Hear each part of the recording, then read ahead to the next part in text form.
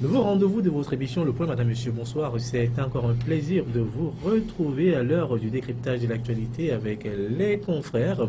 Vous savez, mesdames et messieurs, nous allons rester fidèles à notre principe qui est celui d'analyser les sujets qui ont marqué cette semaine. Pour nous accompagner ce soir, nous recevons Dominique Alizou. Il est le directeur de publication du journal Chronique de la semaine. Dominique, bonsoir. Bonsoir. Également sur ce plateau, Jérôme Sossou, lui, il est par contre le directeur de publication du journal Le Triangle des enjeux. Jérôme, bonsoir. Oui, Daniel, bonsoir, chers téléspectateurs, bonsoir. Bonsoir, très cher ami, confrère Dominique Alizou. Il y a très longtemps, on ne s'est plus vu dans des débats comme ça. J'espère que nous allons faire en sorte que le pays développe au mieux. Voilà. Si notre débat peut contribuer, tant mieux. Voilà, effectivement, il va contribuer sûrement. Avec vous, il sera question de parler de l'affaire Ayassor, du scandale également en Panama Papers, du projet de loi à propos de l'ANC et de l'ADI, et enfin de la commercialisation très bientôt du ciment Dangote au Togo. Mais bien avant, nous allons commencer avec les échanges, pardon. Nous allons nous apaisantir sur le tout premier sujet qui est celui relatif à la démission du ministre Hadi Ote Ayassor. Une démission qui a fait couler beaucoup d'encre et de salive. Ce n'est pas une démission. Voilà, un remaniement ministériel, tout simplement, un remaniement ministériel qui a coûté la place du ministre en question, mais depuis lors, la presse a fait de ce sujet son chou gras. Pourquoi? Nous allons essayer d'en comprendre un peu, d'en savoir un peu plus avec les confrères ici en plateau. Et Jérôme Sossou, pourquoi ce remaniement ministériel suscite tant de réactions au sein de la presse togolaise? D'abord, la façon même on a sorti brutalement M. Ayassor, qu'on a toujours considéré comme l'indéboulonnable, le tout-puissant du gouvernement de M. Fournier Sibé, depuis qu'il est arrivé au pouvoir en 2005. Et c'est ça qui a suscité d'abord cette réaction. Un lundi soir du 1er août, justement de ce mois, on était là, lorsque personne ne s'attendait que la nouvelle était tombée à la TVT dans le journal de 20h, comme quoi M. Ayassor n'est plus dans le gouvernement. Et on avait donné un nom bizarre à ce remaniement, on parlait de remaniement technique. Et jusqu'à ce jour, le chef de l'État ni le Premier ministre n'ont pas daigné à donner les raisons fondamentales qui les ont poussés quand même à sortir M. Ayassor du... Il est le seul pour ce remaniement. En plus, il est ministre d'État. Et le seul ministre d'État, c'est-à-dire par rang protocolaire, après le chef de l'État, le chef du gouvernement, il est le troisième personnage du gouvernement. Vous voyez que ça peut susciter beaucoup de réactions. Ça fait la première raison. La deuxième raison, M. Ayassor a fait tellement de tort au peuple togolais. Justement, si on prend le côté des déclarants des transitaires, si on prend le port autonome de Nobé, vous allez voir que ces sociétés se vident le jour au jour avec cette histoire d'auteur que M. Ayassor a ramené au Togo, avec toutes ses conséquences. Et puis, lorsqu'on l'a sorti, ça doit faire forcément un plaisir à ceux qui, cette histoire de l'auteur fait du tort. Et la troisième raison qui me paraît plus fondamentale et beaucoup plus importante est que depuis cette histoire de construction de la route Lomé-Vaughan en foin, et vous vous rappelez que la presse avait quand même relevé que M. Ayassor et son collègue des travaux publics, Union Femmes, avait une commission de 10 milliards et que malheureusement la route est restée jusqu'à ce jour-là à l'état primaire, et que jusqu'à ce jour rien. Et malheureusement que l'Assemblée nationale a interpellé le ministre des Travaux publics, le ministre des Infrastructures, qui au lieu de nous donner des raisons solides qui quand même empêchent l'évolution des travaux, le ministre nous disait qu'on a débloqué l'argent, les 26 milliards pour les travaux, et que la société contratante s'est acheté du matériel pour... C'est bizarre. Et jusqu'à ce jour, Mais M. Ayassor continue par faire son travail tranquillement, on ne dit rien, mais c'est bizarre. Et c'est pour ça même que, pour ces 3 raisons du moins qui me paraissent fondamentales, lorsqu'on sort un tel personnage, une telle personnalité du gouvernement, des gens ne peuvent que s'en réjouir et applaudir. Et c'est pour ça que nous, pour une première fois, nous avions tenté d'attribuer, comme dans l'une des rubriques de notre journal, on attribue des prix par rapport aux efforts, par rapport à ce que les gens font. On a essayé d'attribuer le triangle d'argent à M. Faure Gnassingbé pour une première fois. Même s'il ne nous donne pas encore les raisons, il a quand même réussi à déboulonner sur la con l'inamovible. Voilà, c'est le bon point de vue que vous partagez, Dominique Alizou. Pas forcément. C'est vrai que l'indéboulonnable, celui qui paraît, c'est comme indéboulonnable, inamovible. Surtout que lors de la formation du dernier gouvernement, ou bien du gouvernement Klassou, beaucoup pensaient qu'il allait être injecté, mais ils l'ont vu plutôt renforcé effectivement, avec le titre de ministre d'État. Donc, du coup, les gens se sont dit, non, ben, alors il est là, il sera toujours là. Et un beau matin, on annonce qu'il a été relevé, révoqué de ses fonctions. Ça a suscité des supputations. Les gens se sont demandé, ben dis donc, qu'est-ce qui s'est passé? Bon, mais ce qu'il y a quand même, il faut reconnaître que le chef de l'État, ni le chef de l'État, ni le Premier ministre n'a pas besoin de venir expliquer pourquoi on a démis tel ou tel ministre. Puisque peut-être il peut être affecté ailleurs, ou on peut lui charger d'autres choses à faire. Donc, on n'a pas à attendre une quelconque raison. Maintenant, c'est les journalistes c'est nous qui essayons de polémiquer, de scripter, de voir est-ce que ce n'est pas pour telle raison, est-ce que ce n'est pas pour telle raison. Donc, moi, je crois que l'homme a fait son temps et il doit être parmi quelques rares ministres des Finances à gérer le département pendant un si long moment. Et c'est ça qui a fait que finalement il est devenu très puissant. Et je le dis, que même il n'a pas d'égard pour le Premier ministre.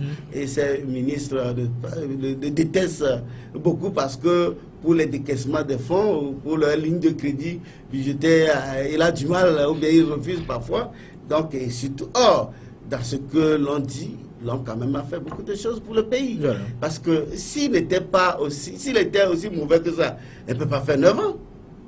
Puisqu'il est nommé par quelqu'un. Et à chaque fois, il y a eu plusieurs remaniements ministériels. Et il est toujours demeuré. Ça voudrait dire que celui qui l'a nommé est satisfait de son travail. Est satisfait et a de bons résultats de lui. Notamment si nous prenons par exemple les réformes économiques. Vous vous rappelez que lorsqu'il a pris les rênes de ce département, le Togo revenait de très loin, il y avait des sanctions de l'Union européenne. Est-ce qu'il a changé grand-chose? Mais non, aujourd'hui, il a pu quand même ramener cette confiance aujourd'hui. Pas du tout. Il n'y a pas la reprise de la coopération de l'Union européenne, de la Banque mondiale, du FMI, tous sont repris. Et donc c'est une évidence, ce n'est pas aller chercher du midi à 14 h. Donc il a été quand même l'artisan, l'acteur de ces négociations ou de ces discussions qui ont abouti. Maintenant, au niveau de notre économie, il a vraiment mené des réformes qui aujourd'hui suscitent la fierté et l'admiration plutôt des partenaires qui reconnaissent aujourd'hui que le trésor public est fluide, alors que dans un passé récent, on traitait notre trésor public d'opacité totale. Mais aujourd'hui, il y a cette fluidité visible que les partenaires voient, cette visibilité, la façon dont les comptes, les fonds rentrent, les fonds ressortent. Oui, mais est-ce qu'avec l'affaire, par exemple, de la route, à travers la route qui doit mener à Vaughan, est-ce qu'on peut parler de fluidité dans tout ce truc-là? Parce qu'il y a une certaine opacité dans l'injection des fonds. Là, si nous prenons cette route, il y a eu un appel d'offres qui a été lancé. Il y a une entreprise qui a gagné le marché, qui a enlevé le marché. Maintenant, il y a eu un décaissement. Maintenant, c'est les journalistes qui rapportent qu'il y a eu des retours-commissions. Et ça a amené même Ayassor et le ministre des Travaux publics à porter plainte contre ces journalistes. Et le dossier est toujours pendant devant les tribunaux. Donc, puisqu'eux ils recusent, ils disent non, qu'ils n'ont jamais eu de commission. Bon, Mais comment expliquer que la route soit restée jusqu'à ce moment? Et je pense que c'est l'interpellation, c'est en cela que le ministre des Travaux publics a été très très médiocre lors de son intervention devant les députés, en déclarant que les fonds décaissés lui ont permis de s'équiper, ce qui a suscité vraiment une réaction, une unanimité à tous les niveaux. Mais comment une entreprise, avant de postuler, est censée avoir l'équipement? Sans équipement, tu ne peux même pas postuler. Voilà, alors, donc, on ne peut pas décaisser. Jérôme, on en vient, regardez votre profil. On n'appelle pas ça l'opacité, mais on peut parler de on peut parler de la malversation, voilà. Pas de l'opacité. Voilà, parce que si c'était l'opacité, le marché aurait dû être attribué gré à gré. Or, il y a eu un appel d'offres à la régulière. Voilà. Et donc, et sur l'autre plan, et par rapport à l'OTR, comme il a, effectivement, l'OTR a été la pilule un peu amère. Mais les gens pensent que c'est Ayasso qui s'est réveillé un beau matin, et il est allé au village, il a rêvé qu'il faut créer l'OTR, il a créé. Non, l'OTR fait partie de la politique globale du gouvernement, qui a vu la nécessité de mettre les régies financières, de les centraliser et obtenir un bon rendement. C'est ce qui a été fait. Maintenant, dire que c'est vrai que l'OTR aujourd'hui, par rapport à certaines démarches ou par rapport à certaines situations, certains opérateurs ne cessent de crier que l'OTR les martyrise, l'OTR fait pas. Oh, c'est vrai, c'est une structure qui a commencé, je pense, 3 ans. Voilà.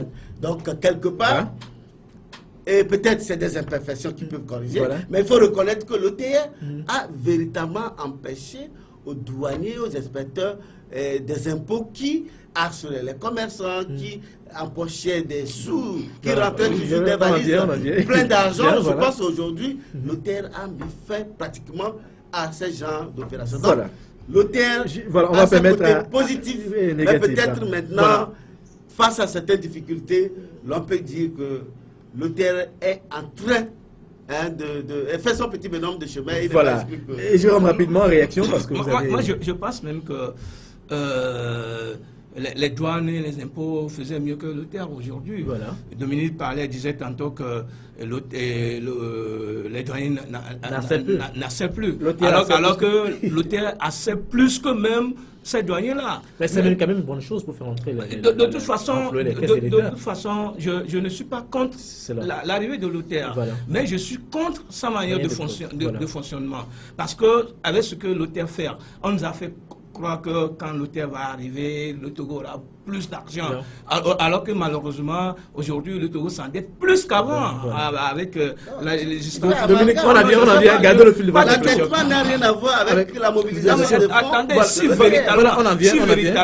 si véritablement l'OTR nous permet de mobiliser beaucoup de fonds, on pourrait d'abord rembourser des dettes, on ne s'endettera pas plus que ce qu'on est en train de faire là. Non, je suis nullement pas en train de faire. Dominique, on en vient. La deuxième chose,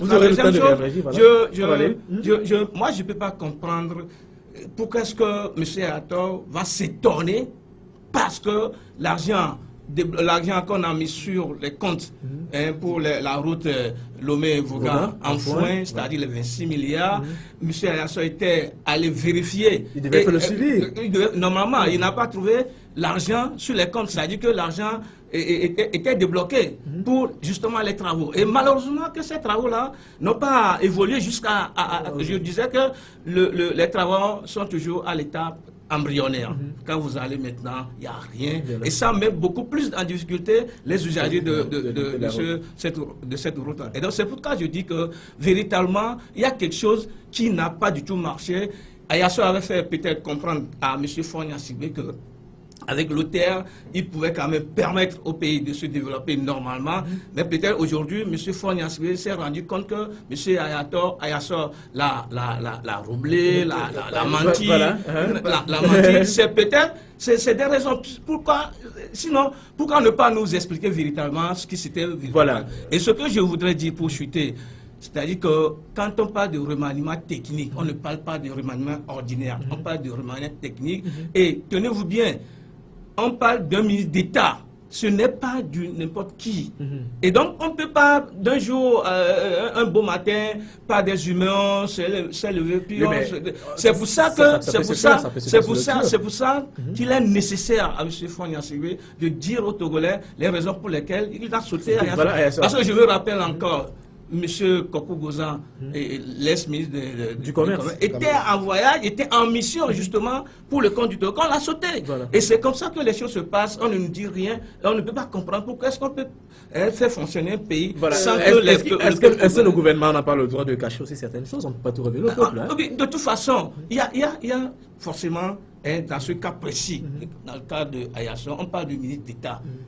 Tenons bien là-dessus. On parle de ministre d'État. Ce n'est pas n'importe quel poste ministériel. Pourquoi on dit qu'aujourd'hui, les gars, forcément, il y a défaillance. Il y a défaillance. Forcément, il y a défaillance. Voilà, Dominique, c'est pas sûrement votre point de vue. C'est vraiment dommage. D'abord, parlant de cette... La gestion calamiteuse. D'abord, du gouvernement ou bien du président qui devait expliquer, donner les raisons pourquoi Ayasso a été sauté de là. Je dis non, puisque le chef de l'État, lui, il a été élu par le peuple. Et ce qu'attend le peuple, c'est les résultats. Et il travaille avec une équipe. Si entre-temps, il trouve que quelque part, il y a quelqu'un qui n'est plus efficace, ou bien il veut le déployer ailleurs, il n'a pas besoin de venir à la télévision et dire, bon, mesdames, messieurs, je voudrais vous annoncer que, bon, je veux affecter Ayasso à telle cause, c'est pourquoi. Non, c'est lui qui est technique. Jérôme, on va y aller, Jérôme. C'est normal. C'est ce qu'on peut dire, c'est un remaniement technique, puisqu'il y a été... Il y a quand même eu des défaillances. Il y a été sauté et 2 minutes qui ont fait leur entrée, notamment Mme Polo Areba qui a fait son entrée au gouvernement. C'est des arguties pour... Jérôme, on laisse à Dominique aller. Ni le premier ni le chef de l'État de venir expliquer pourquoi Ayasso n'est plus ministre des Finances. Il sait pourquoi, il a ses raisons. Lui, ce que le peuple veut, c'est le résultat. Il n'a pas besoin d'attendre. Pourquoi tel n'est plus directeur? Pourquoi tel n'est plus ministre? Pendant 9 ans, 5 mois. Non.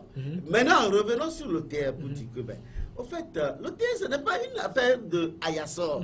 L'OTR, c'est une politique du gouvernement. C'est lui qui a fait venir l'OTR au Togo. Je dis, puisqu'il est le ministre des Finances, ce n'est pas le ministre des Droits de l'Homme ou le ministre des Sports qui viendra créer l'OTR au Togo. C'est le ministre des Finances et de l'Économie. C'est lui qui a là. Et maintenant, l'OTR, au fait, il faut voir les résultats. Les recettes de 2014 et 2015. Mais ils sont passés extraordinaires. En dessous. Par rapport aux résultats anciens.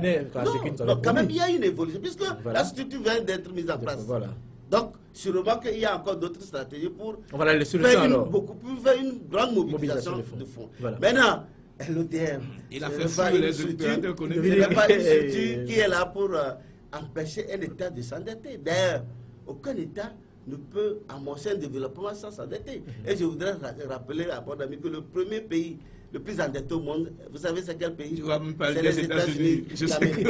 Donc les bons du trésor public américain est acheté par les Chinois. Tu ne peux pas comparer les États-Unis. Je ne compare pas, mais je veux te dire que l'endettement, ce n'est pas une mauvaise chose pour un État. Un État s'endette toujours. Pour faire quelque chose de bon. Mais au Togo, vous n'avez rien vu de bon?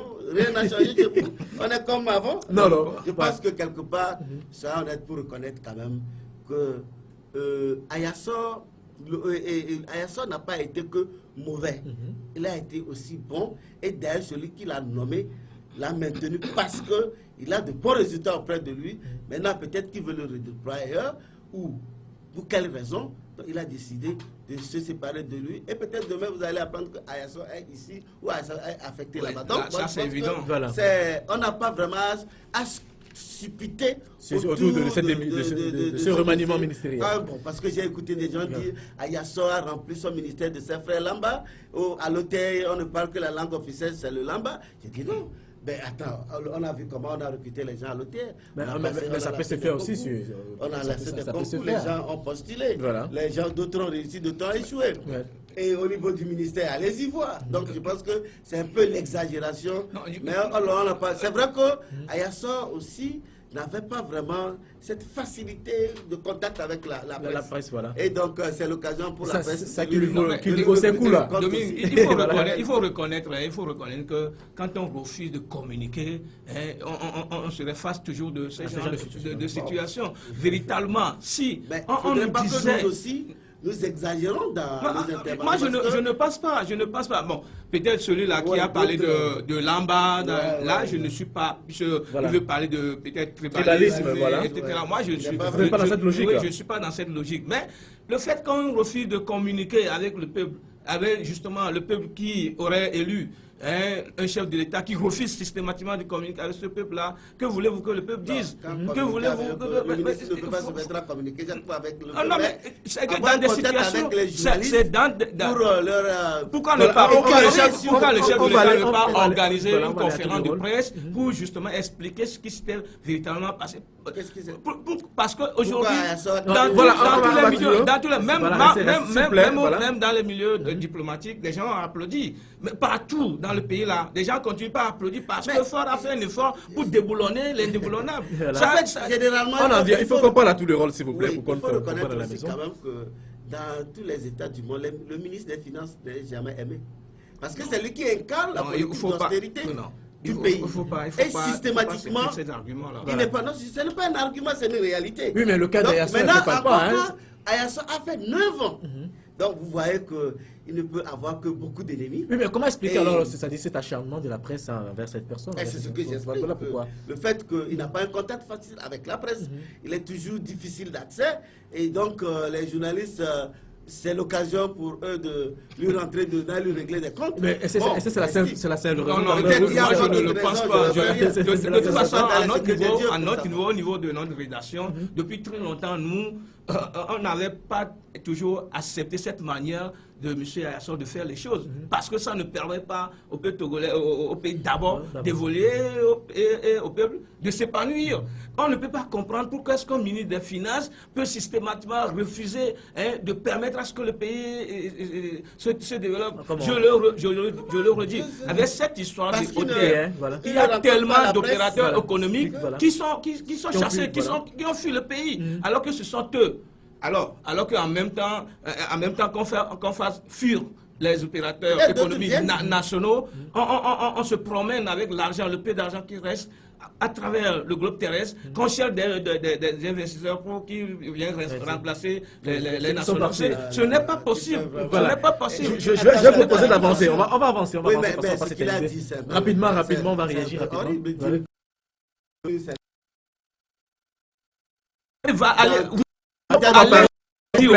Allez voir le port.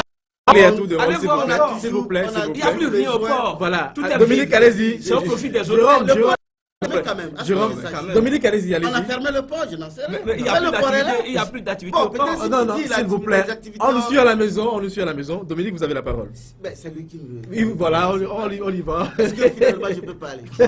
Alors, je dis que c'est vrai qu'il y a une situation de morosité au niveau du port. Mais dire que tous les opérateurs sont partis, non. Mais il y a un mouvement d'humeur qui se prépare encore dans les jours à venir. Mais malheureusement. Ce que vous payez pour manger là, c'est au Ghana, vous allez acheter ou vous traversez la frontière pour aller au Bénin. C'est toujours... Donc, en réalité, je pense à ce niveau que le terre est à pied d'œuvre peut-être pour rectifier certaines choses et permettre... parce qu'en réalité, l'hôtel n'est pas venu pour nuire aux opérateurs économiques ou aux commerçants. Mais l'hôtel est venu pour les accompagner, les aider. Et eux aussi doivent, dans l'honnêteté aussi, déclarer les bénéfices pour que les impôts, les taxes puissent être prélevés sans trop de heures. Voilà. C'est vrai que lorsqu'on fait un redressement fiscal à une société, ou à un commerçant aussi, peut-être le commerçant sait que bon, si le montant qu'on me donne est trop exorbitant, je ne peux pas payer, peut-être qu'il peut dire bon, je n'ai plus de bagages ou je fais une boutique. Mais par contre, d'autres... La bonne femme qui vend de la bouillie au bord de la route aussi va fermer. Mais c'est ça. Est-ce qu'on est allé de l'hôtel? Non, on va avancer. On avance. On va rester dans le chapitre financier. On va toujours rester au chapitre financier. On reste toujours, on va changer de chapitre. L'hôtel va réclamer l'argent. S'il vous plaît, Dominique, on va changer de chapitre. Vous avez déjà une fois vu ça? J'en sais rien. Voilà, s'il vous plaît. Je vous en prie. On va avancer. La revendeuse de Zogban, l'hôtel va réclamer. Je te dis, cela veut dire que l'hôtel passe partout. Je vous propose d'avancer, chers invités. On va rester toujours dans ce chapitre économique. On va parler maintenant de ce scandale, les Panama Papers qui fait tomber les têtes un peu partout dans le monde. Le Togo n'est pas épargné par cette tempête. Jérôme Sessou. Tout à fait, tout à fait. Ça se comprend. Pourquoi est-ce que Wassem, là-bas, le personnel employé n'est pas maltraité? Maltraité. On a donné une mauvaise condition de travail, de vie à ces employés-là, malgré tout ce que on dit par rapport au Wassem, tout ce qui était arrivé aux employés là-bas. Mais l'autorité ne dit rien. C'est maintenant que Panama Papers nous a permis de savoir que c'est l'autorité même qui entretient cette mauvaise condition de travail à ces employés-là. Et c'est mauvais. On ne peut pas comprendre pourquoi est-ce qu'on va aller chercher de l'argent à l'extérieur pour faire développer le pays. En ce moment-là, le pays est endetté. On endette le pays. Et en même temps, l'économie... comment appelle-t-on, comment je vais le dire, l'économie, le peu qu'il y a, on le prend, on le sort du pays n'importe comment. Mais c'est bizarre, avec cette histoire d'évasion fiscale, avec cette histoire d'enrichissement illicite, mais c'est bizarre que dans un pays comme le Togo, ce petit pays-là, qui n'est pas grand, et nous ne sommes même pas nombreux, qu'on ne peut pas manger à nos fins, qu'on ne peut pas manger au moins 2 fois de bons repas, de repas qualitatifs, pas quantitatifs. Qualitatif, voilà. Dans ce pays-là. Voilà. C'est bizarre. Alors qu'en réalité, il y a des gens, la minorité caractérisée, protégée du chef de l'État, qui minorité, il a dénoncé, c'est la partie. Non, mais il a dénoncé quelle minorité? Il nous a présenté, parmi cette minorité, il nous a déjà présenté qui? Peut-être c'est Panama Papers qui est en train de nous présenter cette minorité-là. Voilà. Il faut le reconnaître. Donc, moi, sincèrement, je serais à la place, puisqu'il y a encore d'autres aspects qui, aujourd'hui, d'autres révélations qui font surface avec des cadeaux. On parle de 10 millions qu'on offre en cadeau à chaque Premier ministre qui preuve, bien sûr. C'est sans preuve. Oui, justement, je ne dis pas, je ne confirme rien. Je dis qu'il y a d'autres révélations qu'on est en train de sortir, comme quoi on donne... Et c'est pourquoi je dis, moi, si je suis à la place de M. Classou comme c'est l'homme, j'aurais souhaité qu'on me l'avait... Et cet affront-là, je vais démissionner en attendant de voir... Mais c'est pas la culture des Togolais. Malheureusement, nous sommes devant une situation aujourd'hui qui est tellement... On en vient. Et dans la même situation, je ne sais pas ce que M. Faure est en train de faire actuellement. Je ne sais pas si dans les polices ou en sourdine, il est en train de voir... dans le fond de cette situation, mais il serait souhaitable qu'un jour, M. Faure Gnassingbé se prononce clairement sur ce qui se passe avec cette évasion fiscale, ce scandale financier que nous sommes en train de voir. Voilà, Dominique, vous pouvez parler maintenant. Merci. J'espère qu'il me laissera parler. Non, mais en fait, moi je pense que nous faisons du bruit autour d'une histoire qui n'existe même pas. Pourquoi? Pourquoi j'ai dit ça? Je ne sais pas si les Togolais s'étonnent, ou les gens s'étonnent que, surtout certains journalistes, que des Togolais puissent avoir des actions dans des sociétés. Ce qui est normal. Oui, mais en Europe, on n'a pas trouvé ça normal.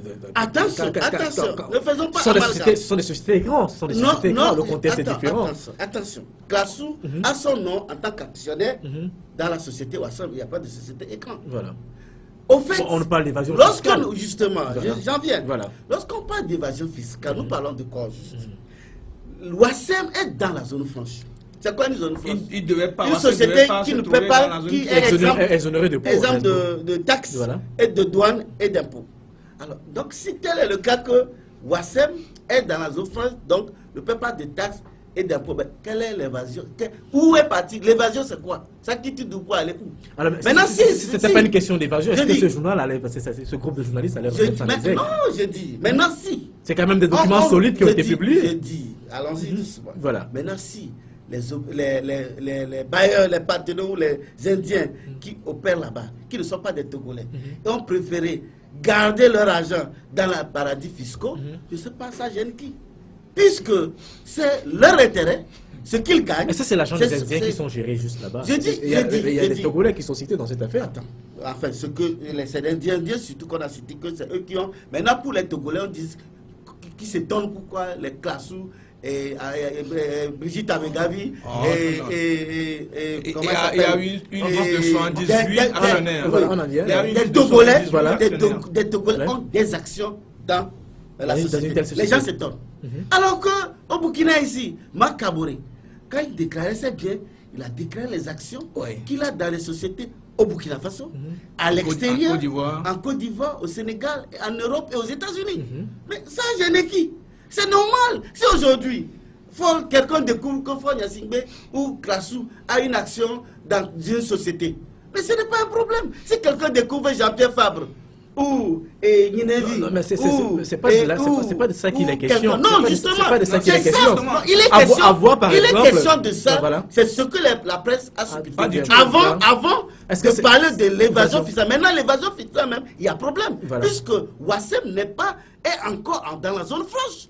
Maintenant, si peut-être le débat ce qui est anormal. Justement, nous tous nous avons dit pourquoi Ouassem peut être dans la zone, parce qu'il y a une loi de 2011 qui stipule que les usines ou bien les entreprises extractives ne doivent pas être dans la zone franche. Maintenant, il y a des éléments de la SAZOF, il y a un document qui stipule que lorsque l'extraction est traitée, l'entreprise traite le produit extrait, doit être dans la zone franche. C'est pourquoi on dit par exemple que la SNPT ne peut pas être dans la zone franche, mais Ouassem peut être dans la zone franche. Parce que Ouassem exploite le clinquer, traite le clinquer et revend le clinquer. Mais c'est quand même léger comme argument, non? Ce n'est pas, je ne dis pas. Je dis, ce n'est pas une histoire d'argument. Maintenant, le seul problème que moi je trouve, c'est que leur contrat prend fin quand? Alors, quand ils finissent leur contrat, qu'ils soient maintenant dans le registre normal pour payer les taxes. Et le problème mais est-ce que cette manière de procéder, moment, je pense que on ne brade pas les richesses du Togo avec cette manière de procéder? Mais justement, il faut vous rappeler que les machines de Simao poireaient là-bas et que personne ne travaille. C'était des rats qui étaient là-bas. S'il vous plaît. Maintenant, quand les multinationales viennent et investissent, ils viennent faire des bénéfices. Donc, aujourd'hui, ce que nous devons demander à nos dirigeants, c'est de faire en sorte que les Togolais qui travaillent là-bas puissent avoir de bonnes conditions. C'est tout. Mais il faut maintenant, si les Togolais, si nous nous battons pour que, ou bien nous essayons de relever le fait qu'il faut revoir les conditions de travail et de vie des agents ou des Togolais qui travaillent là-bas, ou des ouvriers et autres là, nous faisons œuvre utile. Mais dire qu'ils sont venus, ils viennent prendre notre richesse. La richesse c'était là-bas, et personne, c'était les herbes, c'était les rats et des serpents qui tournaient là-bas. Mais aujourd'hui, les gens ont injecté des milliards pour relancer le secteur. C'est un investissement. Oui, mais ça se fait avec des normes. Mais attends, quand tu investis, tu dois forcément faire des bénéfices. Alors tu ne peux pas aujourd'hui parce que le Togo n'est pas un État voyou. Le Togo est un État qui se respecte. Donc il y a les normes internationales qu'il faut respecter. Donc les normes ça dit quoi? Mais vous-même vous étiez étonné du fait que le Ouassem était dans la zone franche. Je l'ai dit que ce n'est pas normal que Ouassem soit. Donc ça veut dire qu'on ne respecte pas certains tests. Non, c'est ce que je te dis. C'est-à-dire qu'il faut que nous expliquons vraiment aux auditeurs. Parce qu'aujourd'hui, après l'émission sur Canal Fait, quelqu'un est venu me voir pour dire pourquoi qu'il y a une loi du commerce qui interdit aux militaires, aux avocats, aux dirigeants de faire le commerce. J'ai dit oui. Mais il n'y a pas une loi qui interdit aux militaires, aux avocats, aux dirigeants d'avoir des actions. Il n'y a pas une loi. Donc ça veut dire que c'est permis. D'ailleurs, Aujourd'hui, c'est ça même qui rend la vitalité d'une économie dans un pays. Voilà. Et je donne l'exemple du grand barrage le grand barrage en Éthiopie, où l'État éthiopien, le gouvernement a demandé, même au peuple, même aux plus démunis, même le peu que tu as, achète des actions pour contribuer à la réalisation de l'ouvrage. Maintenant, puisque l'énergie que va produire le barrage va servir d'abord au pays, puis sera vendu également. Ça veut dire qu'il y aura des retombées financières. Donc, l'État a mobilisé toute la population à contribuer à acheter des actions. Alors, ce n'est pas la même chose. C'est la même chose. Voilà. Dominique, on va permettre à ceci de réagir. Et là où c'est étonnant, c'est que quand Wassem est venu, il y a des gens qui sont venus avec de l'argent pour investir. Mais l'État a exigé qu'ils ouvrent leur capital aux nationaux, aux Togolais. Et c'est ce qui a été fait. Maintenant, vous dites que ce n'est pas la même chose. Voilà, alors Jérôme, on va réagir rapidement. Jérôme, on va réagir. Non, mais moi, je trouve les arguments de mon confrère Alizou qui ne sont pas à leur place. Parce que avec cette comparaison qu'il est tente de faire avec le grand barrage d'Éthiopie dont il parle, moi je ne suis pas d'accord. On parle d'évasion fiscale, on parle d'enrichissement, on parle Dominique, vous n'avez plus la parole, il va revenir, vous aurez le temps de réagir. Non, il faut rectifier. Vous aurez le temps de réagir, vous aurez le temps de réagir. De l'évasion fiscale, puis de l'actionnariat. Non, voilà, allez-y, Jérôme. Je dis, on parle d'évasion fiscale, on parle d'enrichissement illicite, on parle de malversation financière. Maintenant, Alizou tente de me rapprocher d'un barrage à ce qui se passe à Wassem, mais c'est bizarre pour moi, quoi. Franchement, avec tout ce qui se passe, allez-y à Taloubo pour voir la vie même de la population de Taloubo. Alors qu'en réalité, tout l'argent qui sort il va être réinvesti, une partie dans le volet social. Taloubo n'a pas de centre de santé digne de ce nom-là. Taloubo n'a pas de route. Taloubo n'a rien. Et quand vous y arrivez, si vous y arrivez, vous allez trouver... Dominique, va Taloubo. Moi, je connais bien Taloubo. Dominique, s'il vous plaît. Quand il gardez le fil de votre réaction. Qu'est-ce que j'ai dit? Notez. S'il vous plaît. Dominique, Jérôme, s'il vous plaît. Dominique, j'en viens. Dominique, quand il réagit, vous pouvez noter et puis rebondir. Mais qu'est-ce que Dominique appelle par... Allons-y. C'est des chantiers battus là, c'est que Dominique appelle route. Je crois que ça fait déjà plus de 15 ans. Comment appelle-t-on? Dominique n'est plus allé à Taloubo. Il faut aller à Taloubo pour savoir ce qui se passe là-bas. Il y a des écoles qui sont encore en paille. Des élèves s'asseyent sur des bois. Mais c'est bizarre. Nous sommes au 21e siècle, mon cher confrère. Bien sûr, à Taloubo. Je sais de quoi je parle. Et donc, là, tu as menti. Mais j'ai menti de quoi? J'en ai vu également. Mais pourquoi pas? Pourquoi pas? Pourquoi pas? Dans certaines localités, mais pas à Taloubo. Alors là, Dominique ne connaît pas Taloubo. Justement, il ne connaît pas Taloubo. Donc, quand il tend vers 17h, on l'appelle une préfecture. On appelle Taloubo une ville. Quand il tend vers 17h, c'est quand le brouillard qui s'empare de la ville.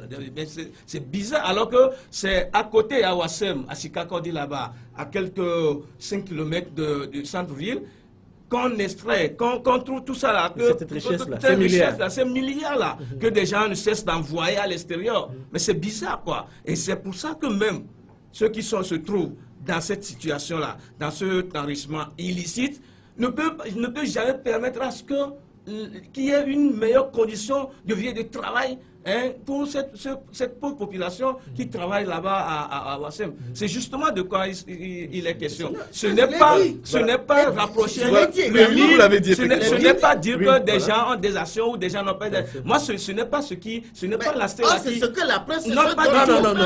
Écoutons le point de vue de Jérôme.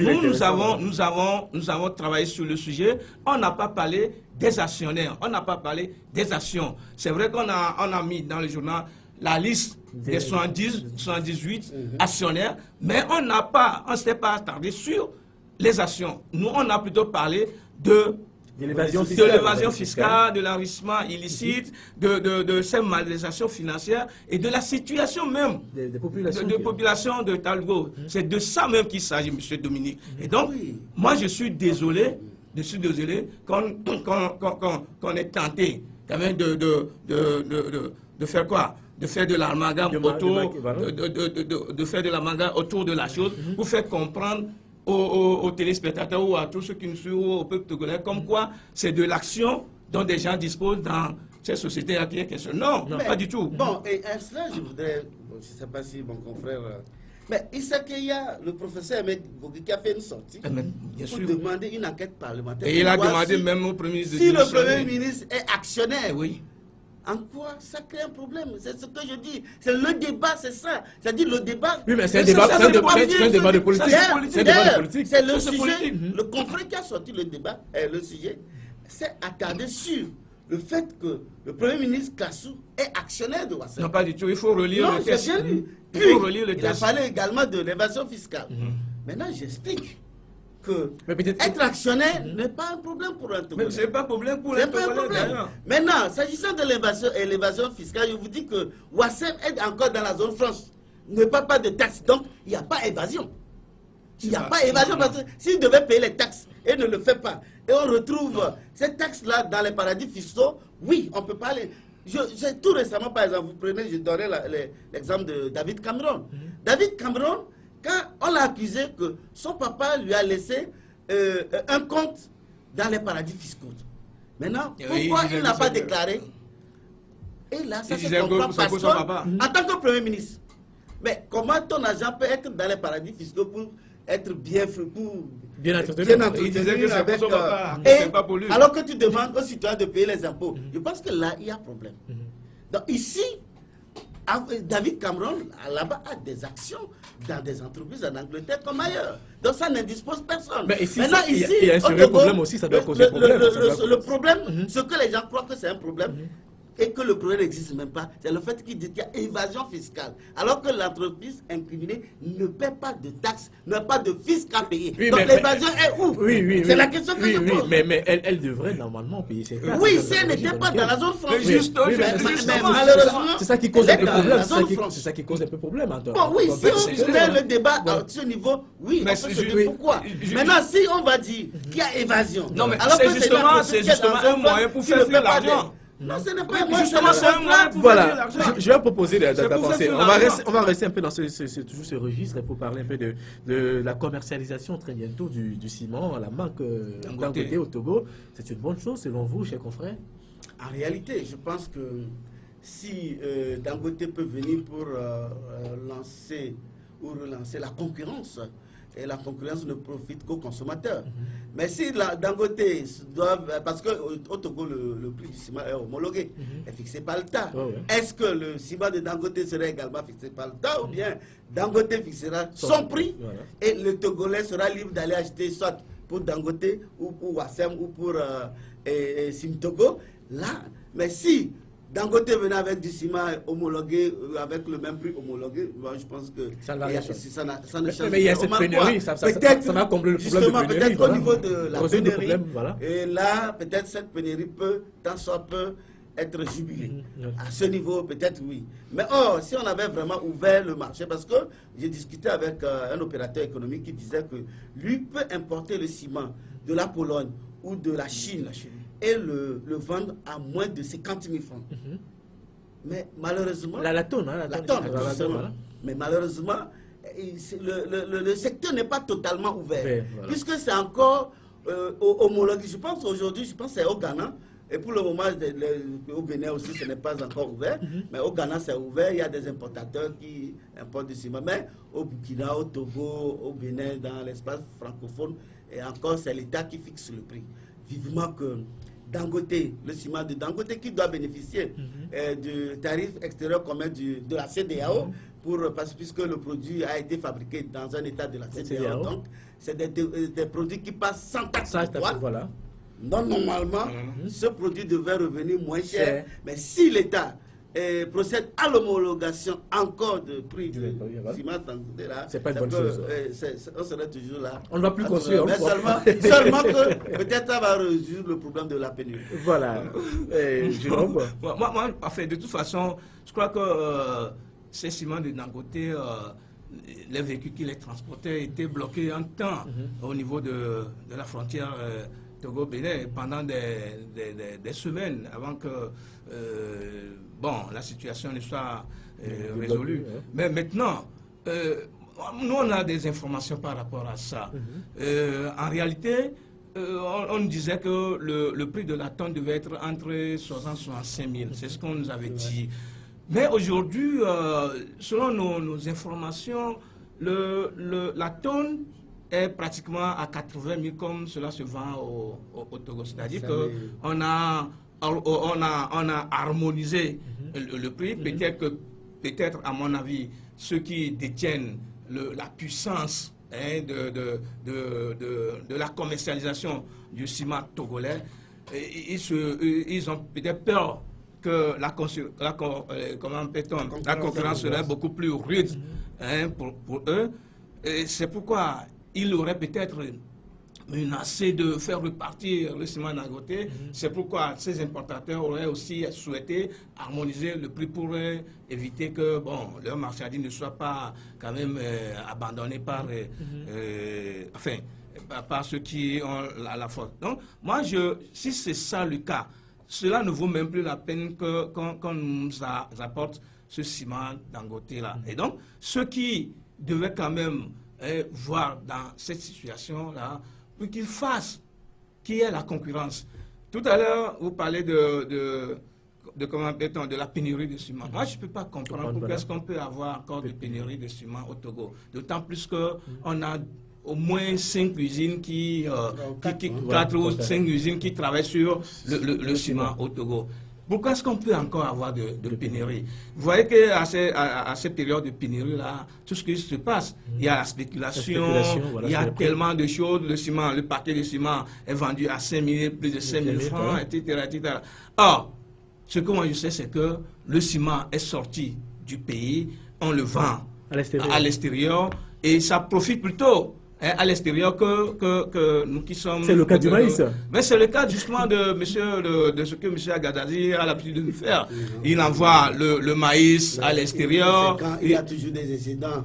Là aussi, il y a problème. Ouais. Comment est-ce qu'on peut parler d'excédent? On dit qu'il y a excédent dans la production de maïs. En même temps, le maïs est vendu à 600 francs le bol et on n'en trouve même pas à manger.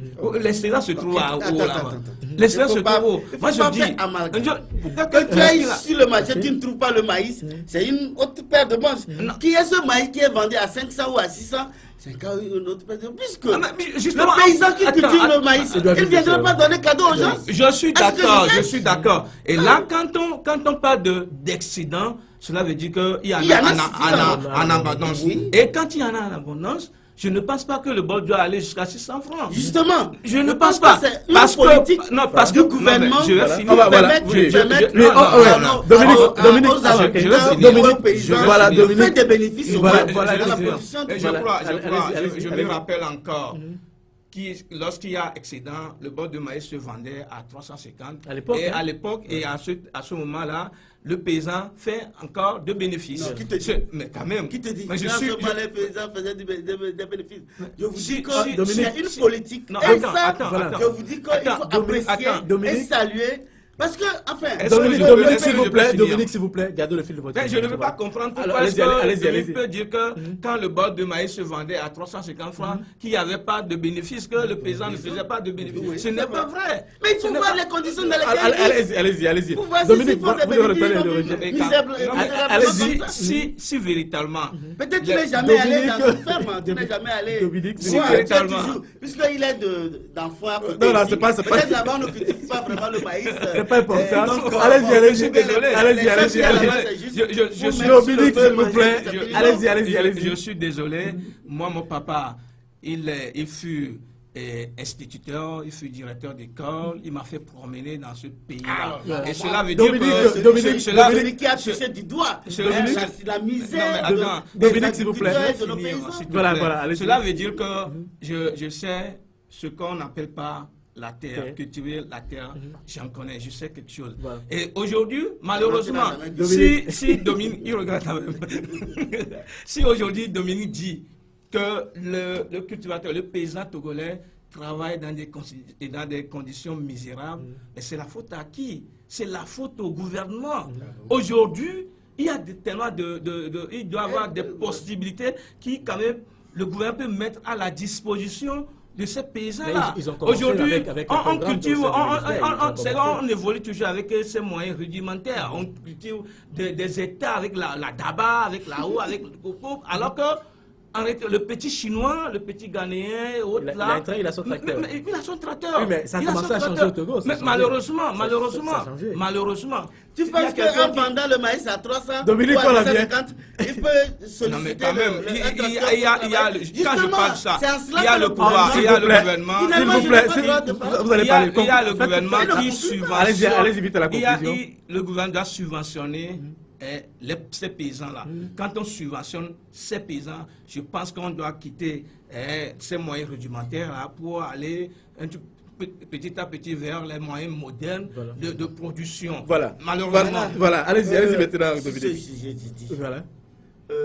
C'est à cela le gouvernement veut venir. C'est-à-dire, si on doit vendre le bol de maïs, si on doit vendre le bol de maïs à 200, ben, tu penses que s'il y a même tracteur là-bas, ou bien on donne un tracteur à un paysan, il peut acheter le carburant et labourer son champ? Non. Justement, c'est parce que le gouvernement ne veut pas subventionner. Mais c'est ce qu'on appelle pas subvention. La subvention déjà au niveau des engrais.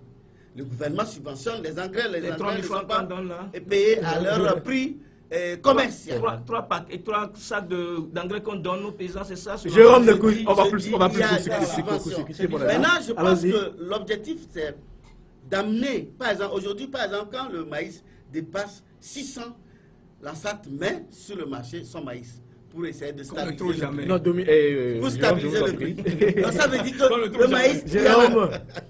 Maintenant, si ce que les producteurs, les paysans produisent, s'ils doivent vendre ça à vil prix, mais ils vont vivre comment?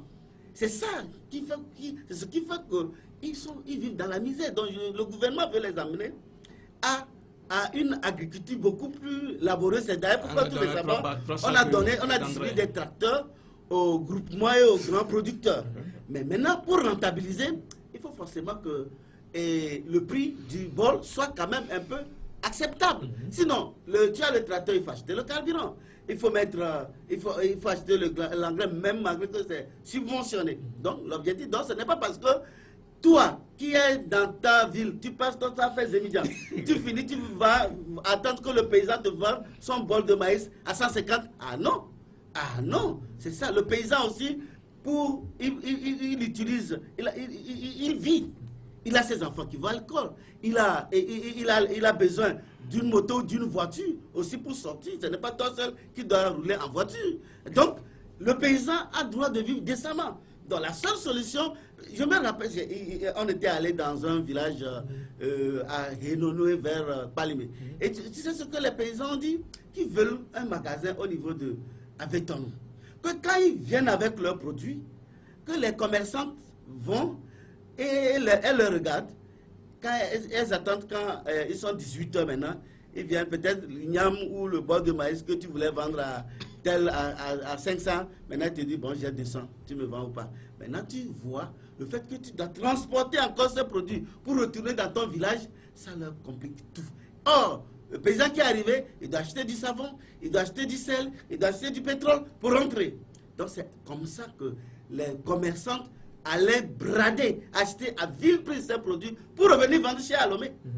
C'est en cela que le gouvernement a pris la peine, la SAT, de réorganiser le secteur en disant, si les bonnes femmes viennent, elles ne veulent pas acheter votre maïs à 300 ou à 400, gardez, la SAT viendra enlever. Et c'est ça qui a permis à beaucoup de paysans d'améliorer leurs conditions de vie. Donc aujourd'hui, il ne sert à rien de rester là à penser qu'il faut qu'on vende le bol de maïs encore à 300. pour que le paysan soit toujours misérable. Est-ce que le pouvoir d'achat donc, est on parle de- augmenté? Est-ce que le pouvoir d'achat est augmenté? Il n'a pas augmenté. Pas du Et tout. attention, le pouvoir, tu penses que le pouvoir d'achat... Il n'a Non, pas pas du augmenté tout, parce que pas c'est du tout. tout le monde se plaint. Le loyer avant, tu prends une pièce, c'était avant peut-être 5 000, maintenant c'est à 10 000. Non, mais cela Le ne fils veut du pas dire paysan que- aussi à Non, Lomé, quand même. il doit louer, Mais et son Dominique papa ne va pas qui me dire qu'il cultive, mange qui trois vend le fois, maïs, trois toi, qualitativement, trois fois par jour. c'est quoi qualitativement? Je ne- En tout Dominique cas, va moi, pas je ne me dire- suis jamais plaint, puisque je travaille. Toi aussi, tu travailles. Et puis- Et chaque fois, je te vois boire la bière. Si tu ne manges pas, tu peux aller boire une bière. Dominique, non, mais il faut Ah pas- non. non, il faut qu'on soit sérieux On dans, est sérieux. dans ce qu'on dit. On est sérieux. Moi, si je Donc, c'est travaille, pour dire je que- nourris beaucoup Voilà, de... voilà. il faut On le est savoir. d'accord S'il que vous par plaît, l'endroit aussi, on va les conclure gens avec Jérôme. tirent le diable à la queue. Ça, Voilà. c'est une réalité. Voilà. On ne dit pas qu'au Togo, tout le monde mange à ce fait. Voilà. C'est comme la dernière Et fois. c'est pour ça c'est même, comme je dis la qu'il y a dernière fois, contradiction. en Allemagne, Voilà, J'étais étonné, un monsieur venait fouiller dans les poubelles pour prendre les restes du pain pour aller manger. Donc ça veut dire que Pourquoi quelque il part... toujours fait ce Non, genre de non, comparaison? c'est important. Est-ce qu'on ne Pour trouve, te est-ce dire que les gens ne cherchent pas dans Et des poubelles quand- au Togo pour quand- manger? Voilà. C'est vrai, c'est possible aussi. Mais ce qu'il y a, C'est que vrai, l'homme ce n'est doit pas- travailler. c'est Voilà. c'est une On réalité. va- L'homme doit mais- travailler. merci Et quand à tu vous d'être travailles, passé sur ce tu as plateau. le foin. Voilà. C'est tout. Merci à vous, Dominique Alizou. Je rappelle que vous êtes le directeur de publication Je du suis désolé. journal Chronique de la semaine. Merci d'être passé sur ce plateau. Merci également à vous, Jérôme Soussou, directeur de plaisir, publication. Voilà. D'être toujours avec moi. Directeur de publication du journal Le Triangle des Enjeux. Merci également à vous à la maison de nous avoir suivis. On se retrouve la semaine prochaine avec la même énergie, même heure, pour un nouveau numéro de votre émission Le Point. Au revoir.